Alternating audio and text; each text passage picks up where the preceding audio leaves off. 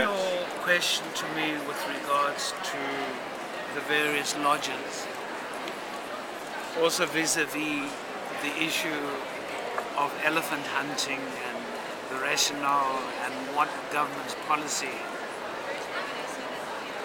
let me take you back in time. 15, 20 years ago, we had an elephant population of less than 50,000 elephants. And the figures I give, as I say, give or take a few percentage points. The population now is anything between 120 and 150,000. So over the last decade or two, we've seen the elephant population double. We've seen Botswana become the most densely populated area, or most densely elephant populated area in the world. We do not have a culling policy. Unlike our neighbors, we have not culled for the last decade. What the decision will be, I can't give you that answer. But the answer I can give is that sooner or later a decision will need to be made. Those very same elephants are now encroaching into areas that they had never habitated in the past decades. They would have inhabited it centuries ago, but they then encroach on individuals, on private property, on arable ground. And the competition becomes greater. The issue becomes greater. You have environmentalists who believe that culling is not good. You have environmentalists who believe that there is a need to cull, and here I specifically talk about Botswana. You have countries who had elephant populations and didn't look after them, now want to stop or to ensure that the elephant are upgraded from Appendix 2 to Appendix 1 in the CITES arrangement. And the reality is that we've looked after our environment, we've looked after our elephant. And it's something that we're going to have to address at some stage. As I say, we don't cull elephant. We do expect to be able to sell ivory that has been found from dead animals. We expect elephant who become problem animals who would have to be destroyed because they have become rogue.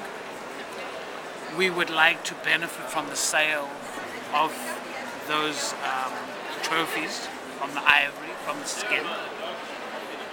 We also believe that any monies that we would receive from those sales would be plowed back into the environment, back into the protection of the elephant. We don't want to see that money used elsewhere. So I think it's a question of balance, and that balance in time will need to be looked into. But currently there is the opinion by some that the elephants should be upgraded from Appendix 2 to Appendix 1, and there should be no trade. But that doesn't make sense. It doesn't make sense in the sense that if you wish a community to benefit from its wildlife, they should be able to see some of the benefits and get back something to protect those animals. Now, if you continue to allow elephants to kill their children, to kill them, to damage their crops, and you in turn then deny any return, that becomes counterproductive. That's the one argument. Then there's the other argument that where there is going to be a need for culling, it would be absolutely senseless to cull the animal and not use the skins, the ivory, the meat, to leave it to waste, to rot. So once again, it's a complex issue. It's an issue that some people feel very strongly about, but they need to visit Botswana to see what 150,000 elephants look like. With regards to as I indicated earlier, to hunting, Botswana is moving away from trophy hunting. It's not sustainable.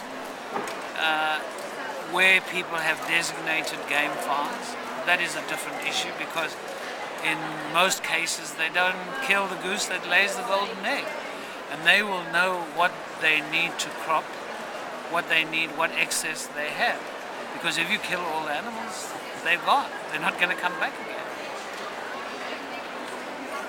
You keep referring to the low-cost, high-paying customer. I think I explained that sufficiently, that it's not the intention of any tour operator to milk their tourists, if you want to put it to be bluntly. That is not the intention. The intention is the low volume.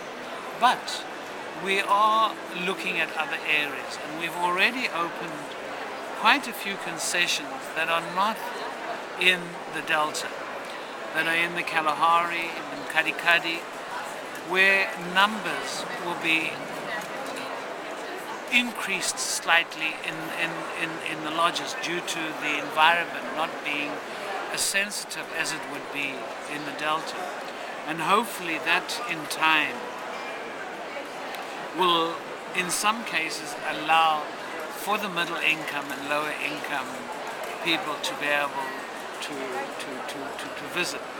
But you will never see high volume going into Botswana. We just don't have the infrastructure, nor do we have the environment that would allow us to ensure that if we had to opt for high volume, that they wouldn't degrade the environment.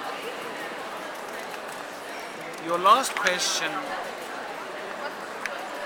with regards to the judgment of the Botswana High Court in relation to the Sand Bushmen in the Central Kalahari Game Reserve by Sniktorp, a resident in South Africa. I think Sniktorp himself needs to read the judgments, because there wasn't only one judgment. And government has not defied any judgment. Where the judgment has ruled in favor of the Basara, we have stuck to that judgment.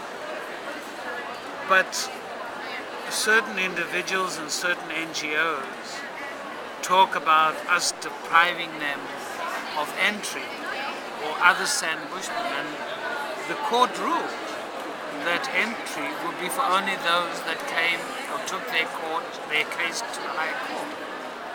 Secondly, the issue of water was not a High Court judgment. And as I said to you, it is a complex issue. There was an issue about livestock. And once again, I take it that we have met, as a government, our obligations with regards to the judgment. But there wasn't only one judgment. There were some judgments that were in favor of government, and there were some judgments that were in favor of Survival International. So I leave that to you, and I leave it for individuals to contact us to get a greater picture of the issue.